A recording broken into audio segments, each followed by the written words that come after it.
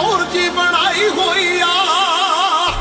ਜਿਨ੍ਹਾਂ ਨੂੰ ਤੂੰ ਟੌਪ ਦੇ ਸ਼ਿਕਾਰੀ ਦੱਸਦੀ ਗੈਂਗ ਭਾਰੀ ਦੱਸਦੀ ਧੂੜ ਜੱਟ ਨੇ ਚਟਾਈ ਹੋਈ Man, drop that shit for these fuck niggas. ਜਿਨ੍ਹਾਂ ਨੂੰ ਤੂੰ ਟੌਪ ਦੇ ਸ਼ਿਕਾਰੀ ਦੱਸਦੀ ਗੈਂਗ ਭਾਰੀ ਦੱਸਦੀ